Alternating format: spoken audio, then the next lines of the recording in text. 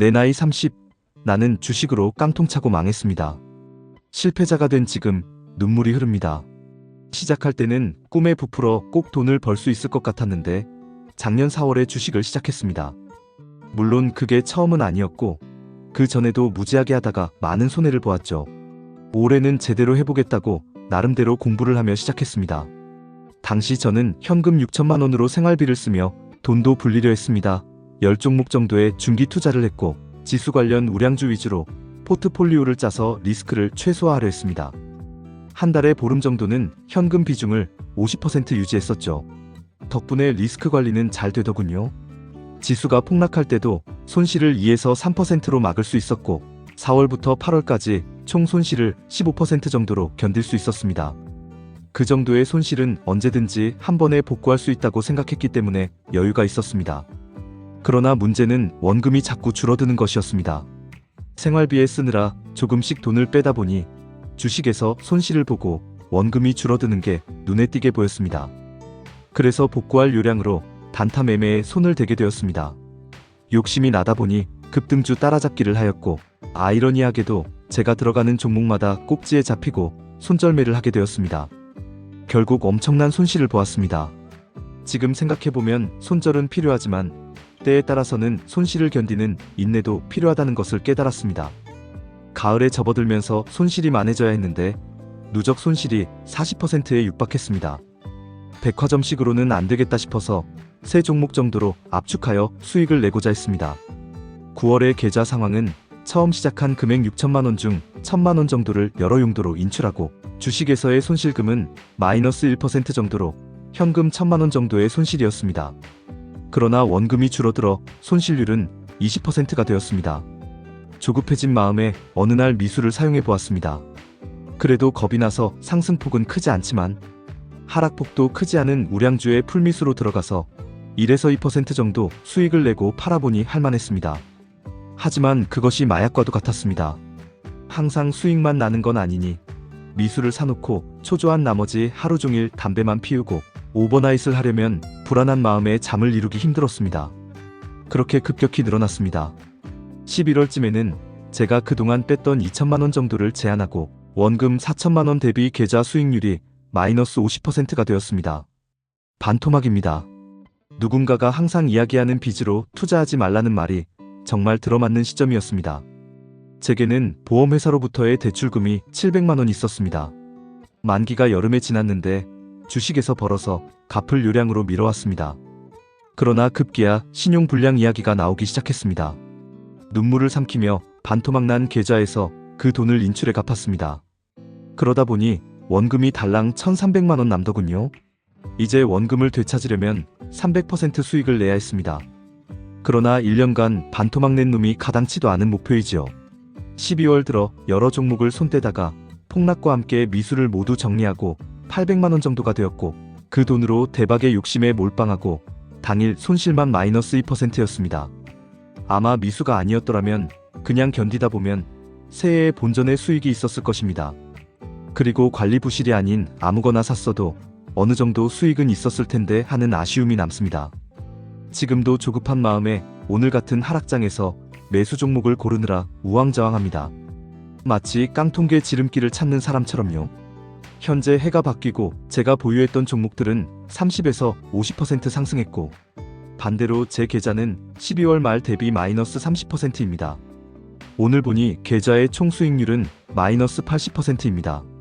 남은 원금은 600만 원이고 앞으로 원금 회복의 가능성은 거의 제로입니다. 완전 깡통의 가능성은 99%입니다.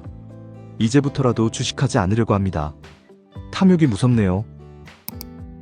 전업투자 3년, 2억을 날린 후 깨달음. 주식한 지 3년이 되어가네요. 잘 다니던 회사도 때려치우고 아무것도 모른 상태에서 주식을 시작했고 1년 만에 가지고 있던 돈 2억 원을 날려먹었습니다. 참 기가 차네요.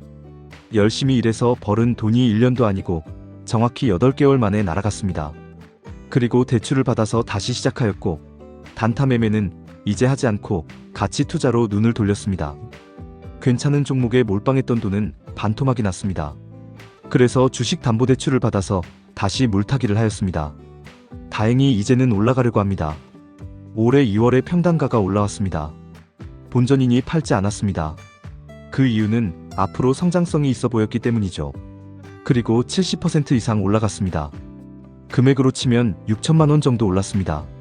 제가 처음 생각한 수익은 1억 원입니다. 그래서 더 기다리기로 하고 팔지 않았습니다. 6천만 원 수익을 찍고 떨어지고 며칠 더 급락을 맞으니 수익이 3천만 원으로 줄었습니다.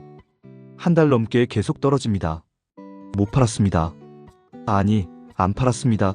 결국 오늘 평단가까지 겨우 올라왔습니다. 본전이나 평단가가 올라오면서 담보대출 받은 것을 갚았습니다. 딱 90만 원 벌었습니다. 1년이라는 시간을 담보대출까지 받아가며 90만 원 벌려고 기다렸네요. 미쳐가는 것 같습니다. 주식은 자신의 탐욕과 싸움입니다. 이것이 마지막이라고 생각하고 좋은 종목을 찾아서 다시 시작하려고 합니다. 주식은 사실 쉽습니다. 아주 쉽죠. 1% 성공하는 주식시장이라 말하는데 정말 웃긴 게 뭔 줄 아나요? 99% 바보들과 정상인 1%가 경쟁을 하니 1% 성공한다고 하는 거죠. 이게 확률만 그렇지 사실 어려운 걸까요? 지금 스스로 장애가 있지 않나 생각해보세요. 일하기 싫고 천금을 벌고 싶나요? 난 욕심 안 부려 2천만 원 가지고 매일 10만 원만 수익 낼 거라고 자위하며 건전한 투자라 칭하나요? 사회생활 잘하고 여유도 많은데 갑자기 주식으로 성공이 보장돼 전업을 결심했나요? 주식시장의 진입은 정말 낮죠. 하물며 편의점 하나를 동네에 차려도 몇 천에서 몇 억이 들고 노하우가 필요하고 끈기와 기다림으로 손님을 만들어야 하는데 주식은 단 2천만 원만 있으면 한 달에 낮은 목표 수익률을 잡아도 1에서 2%는 벌 것 같죠. 나이 먹은 늙은이보다도 못한 동네 편의점 하나 못 차리는 사람이 쉽게 할 수 있는 게 주식이죠. 틀릴까요? 맞을까요? 2에서 3천 가지고 주식하는 사람 중에 동네 편의점을 차리다니 내가 돈 벌 자신 있다라고 생각하는데 수익이 적으니 난 주식할 거다라고 생각하는 사람 있나요? 종목 선정 이상으로 매장 위치를 잘 볼 것 같나요? 그저 편해서 하는 거지요. 도전할 것도 없으니까요. 그런 정신을 가진 사람들이 사실 대부분인 주식판에서 멀쩡한 사람이 돈을 못 본다고요. 솔직히 말하면 제 주변에 주식하는 사람들 중 10명 중 9명은 돈을 법니다. 그들은 모두 정상인입니다. 꼭 좋은 학벌이 주식 성공을 보장하지는 않죠. 뒤처지지 않는 교육 수준과 기본 사회 경력으로 올바르게 모은 투자 원금과 무난한 대인관계 속정보 교류, 무난한 가정생활을 가진 사람들이 나름대로 연구하여 여유있게 주식 투자를 하는데 깡통이 되었다고요? 저는 그걸 믿지 않습니다. 극히 드물죠. 그렇다면 내 주변에만 기적이 일어나는 걸까요? 매서운 말 같지만 자신의 위치를 돌아보세요. 주식시장은 보통 사람에게는 유익한 투자처가 맞지만 오갈 곳 없는 떠밀려온 방랑자에게는 하룻밤 도피쳐도 안 됩니다. 주식 계좌의 잔고가 은행 잔고보다 적은 게 정상이죠. 부모님에게 얹혀 살거나 월세 살며 올인하고 주식 계좌에서 당일 출금이 안 돼서 급하게 돈 쓸 곳이 있는 사람은 마음을 졸이며 살고 있죠. 이런 사람들 중 90% 이상이 주식판에서 10%, 1%가 돈 번다는 게 정말 어려운 걸까요? 미수쳐서 반대매매 걱정하고 이판 사판 자포자기하는 심리가 신법을 울며 마치 대단한 세력의 심리에 휘둘려서 손절친 것처럼 합리화하는 사람들. 나는 주식해서 돈을 많이 벌지도 못한 그냥 사람인데 주식 카페에서는 번호만 올리고 숨기고 하느라 그렇지. 네이버 종목 게시판에 들어가 보면 내용들이 전부 물린 개미들 천지입니다. 오늘이 주식에 입성했다 신고하고 내일부터 날아간다 하지만 거의 대부분 빠지는 종목들이 개잡주라 욕하고 손절치는 게시판은 훗날에 보면 대부분 날아가는 차트입니다. 참 이러한 현실들이 안타깝네요.